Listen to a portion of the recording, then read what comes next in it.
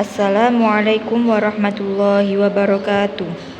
Selamat pagi anak-anak kelas 5 MI Tarbiyatus Syarifah. Bagaimana kabarnya hari ini? Oke, semoga kalian semua sekeluarga diberikan kesehatan dan keselamatan oleh Allah Subhanahu wa taala. Oke anak-anak, berjumpa lagi dengan Bu Putri. Kali ini pada materi matematika khususnya yaitu tentang kecepatan. Namun sebelum pembelajaran dimulai, seperti biasa, marilah kita membaca basmalah bersama-sama. Bismillahirrahmanirrahim. Semoga ilmu yang kita dapatkan nanti menjadi ilmu yang bermanfaat. Amin ya rabbal alamin. Oke anak-anak, untuk mempersingkat waktu, langsung saja. Hari ini kita akan membahas tentang kecepatan. Nah, di sini kecepatan yaitu perbandingan antara jarak dengan waktu yang ditempuh. Maka di sini dapat kita tuliskan bahwa rumus kecepatan sama dengan V sama dengan S per T. Dengan keterangan V ini adalah kecepatan, S ini adalah jarak, dan T adalah waktu. Di mana kecepatan itu biasanya satuannya adalah kilometer per jam, sedangkan jarak biasanya satuannya adalah kilometer, dan waktu satuannya biasanya jam. Nah, untuk mempermudah kalian menghafalkan rumusnya, maka kita membuat segitiga. Yang atas adalah S, di mana S tadi adalah jarak. Lalu di sini ada V, di mana V adalah kecepatan, dan di sini ada T. T adalah waktu. Dari segitiga ini kita nantinya akan mendapatkan 3 rumus. Yang pertama, rumus kecepatan sendiri, seperti yang sudah Bu Putri bilang tadi, yaitu V sama dengan S per T. Artinya adalah jarak dibagi waktu. Rumus yang kedua adalah kita mencari jarak, yaitu atau jarak atau S. Nah, ketika kita mencari jarak, maka S-nya kita tutup. Maka kita dapatkan rumus V dikali T. Jadi rumusnya jarak adalah V dikali T, di mana V adalah kecepatan dan T adalah waktu. Yang ketiga, kita bisa mendapatkan rumus mencari waktu. Ketika mencari waktu, maka T-nya kita tutup. Maka kita bisa mendapatkan rumus S per V, yaitu jarak dibagi kecepatan. Nah, sebelum kita masuk ke contoh soal kecepatan, maka kita harus bisa merubah dulu satuan dari jarak maupun satuan dari waktu. Nah, satuan dari jarak itu ada kilometer, hektometer, dekameter, meter, desimeter, dan sentimeter. Selanjutnya ada milimeter yang terakhir. Jadi kita mengingat kembali bahwa satuan jarak dimulai dari kilometer, hektometer, dekameter, meter, desimeter, sentimeter, milimeter. Sedangkan untuk satuan waktu itu ada jam, menit, atau detik. Nah, sekarang bagaimana caranya kita merubah satuan ini? Nah, seperti contoh yang pertama, 60 km per jam berapa meter per menit.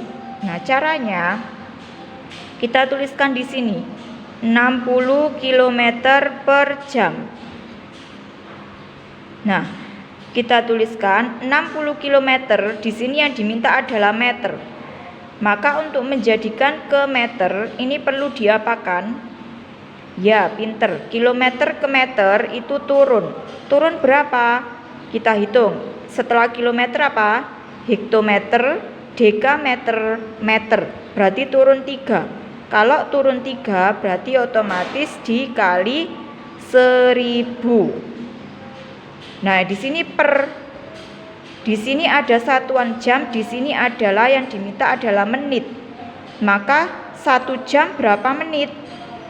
Ya, 1 jam adalah 60 menit. Berarti 1 dikali 60 menit.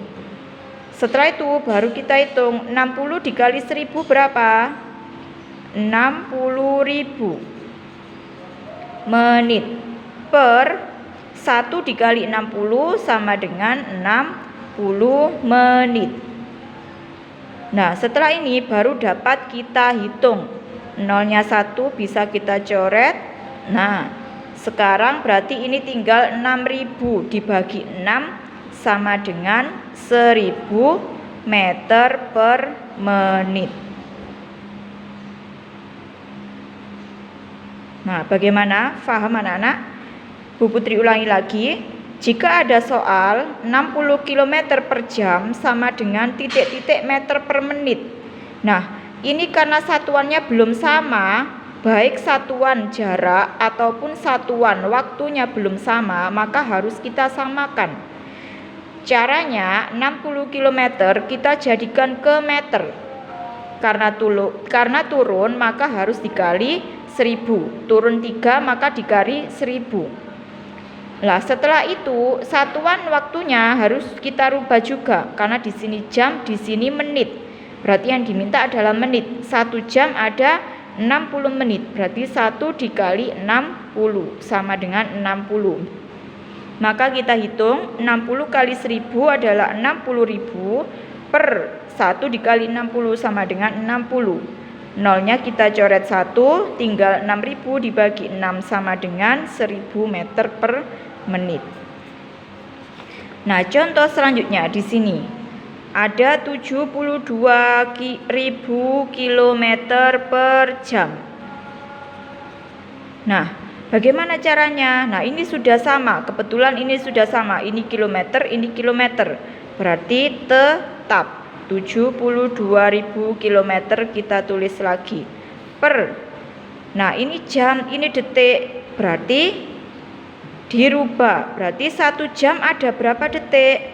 Ada 3.600 detik.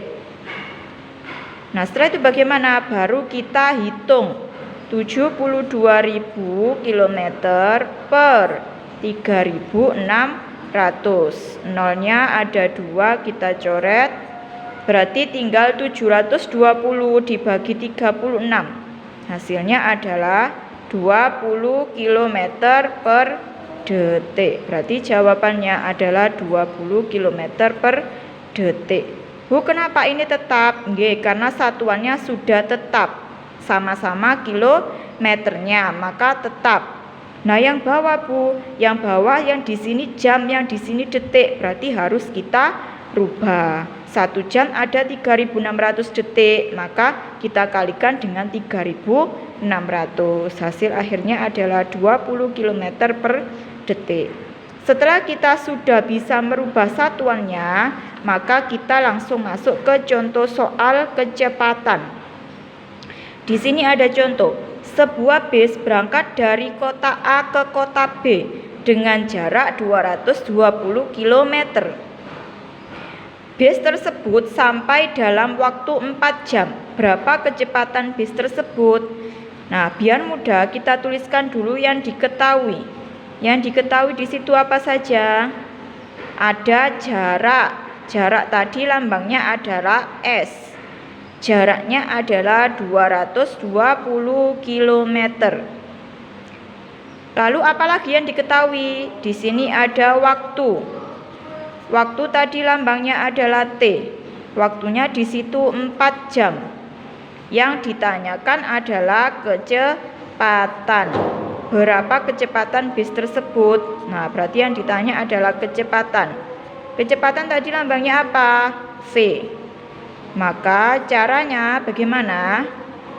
Rumus mencari kecepatan tadi adalah V sama dengan S per T, di mana S adalah jarak dan T adalah waktu. S-nya berapa di situ? Jaraknya 220 km per atau waktunya adalah 4 jam. Maka langsung saja kita bagi 220 dibagi 4 sama dengan 55. Satuannya jangan lupa, yaitu kilometer per jam. Nah, satuan kecepatan jangan lupa yaitu kilometer per jam. Nah, makanya biar gampang tadi kalian tulis dulu yang diketahui. Di situ tadi yang diketahui ada jarak dan waktu. Nah, ditanyakan adalah kecepatan. Langsung saja kita masuk ke rumus mencari kecepatan, yaitu jarak dibagi waktu. Jaraknya di situ 220 km, waktunya 4 jam. Jadi 220 dibagi 4 sama dengan 55 km per jam. Jadi kecepatannya adalah 55 km per jam. Contoh yang kedua. Sebuah mobil berangkat ke Jakarta pukul 9 dan tiba pukul 12. Jika mobil melaju dengan kecepatan 90 km per jam, berapa jarak yang ditempuh? Jadi kita tuliskan lagi yang diketahui apa saja. Yang diketahui di situ ada waktu. Berangkatnya pukul 9 dan nyampenya atau tiba pukul 12. Berarti berapa jam, Nak? Nggih, 3 jam. Berarti langsung saja kita tuliskan di sini. Waktu tadi dilambangkan dengan T. Waktunya 3 jam. Yang diketahui apa lagi? Nggih, di sini ada kecepatan. Kecepatan tadi lambangnya V. Kecepatannya 90 km per jam. Yang ditanyakan adalah berapa jarak yang ditempuh. Berarti yang ditanyakan adalah S atau lambang dari jarak. Maka menjawabnya adalah, nah, kita ingat kembali. Tadi rumus mencari S adalah V dikali T. Berarti kita tuliskan di sini S sama dengan V atau kecepatan dikali dengan T atau waktu. V-nya berapa? Kecepatannya 90 km per jam. Dikali T-nya waktunya 3 jam. Berarti kita tinggal mengalikan. 90 dikali 3, pinter, 270 jam.